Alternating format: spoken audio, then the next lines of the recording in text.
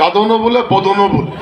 এই জায়গাতে কাঁদন এবং বদন খেলার এত প্রতিযোগিতা ছোটকালে হতো, মানে এলাকার মানুষ আমরা সহ।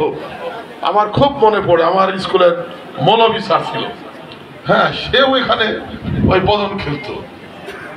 এত বদন খেলার প্রতিযোগিতা এই জায়গাতে ছিল। রাত্রি ভরসা হলেই এই জায়গাতে এসে মানে আমাদের আড্ডা বসা, গল্প করা, ঘোরাফেরা, কথাবার্তা, এই কোনো বৈষম্য আমাদের মধ্যে কোনোদিন ছিল না, কোনো থাকবেও না। সাহেবের বাড়ির একদম সাথে এই সার্বজনীন দুর্গা মন্দির। এই মন্দিরে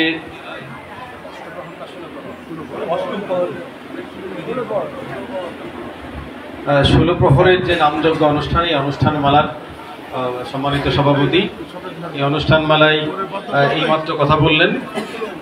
আমাদের এই পাকুড় ইউনিয়ন পরিষদ থেকে বারবার দুইবার নির্বাচিত চেয়ারম্যান, আমাদের ছাত্র রাজনীতি থেকে বাঘা শাহদুল্লাহ কলেজ থেকে নির্বাচিত হয়েছিলেন ভিপি হিসেবে, বর্তমানে বাঘার সকল নির্বাচিত মেয়র, আপনাদের প্রিয় সন্তান, আমাদের প্রিয় ভাই জনাব আক্কাস আলী উপস্থিত রয়েছেন। আমাদের বাঘা উপজেলা পরিষদের নির্বাচিত ভাইস চেয়ারম্যান জনাব আব্দুল মোকাদ্দেস, আমাদের সাথে আমাদের নেতৃবৃন্দ রয়েছেন, আমাদের বাক্কা ভাই, আমাদের সাবেক কাউন্সিলর টগর, আমাদের গৌতম, অনেকেই এখানে রয়েছেন।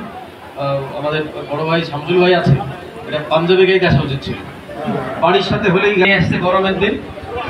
তো আরো অনেকে যারা রয়েছেন সকলের প্রতি, এবং আমাদের যারা এই 16 প্রহর যজ্ঞ পরিচালনা করবেন, আমাদের সেই প্রিয় শিল্পীবৃন্দ, তাদের সাথে আমাদের রয়েছে এখানে আছেন।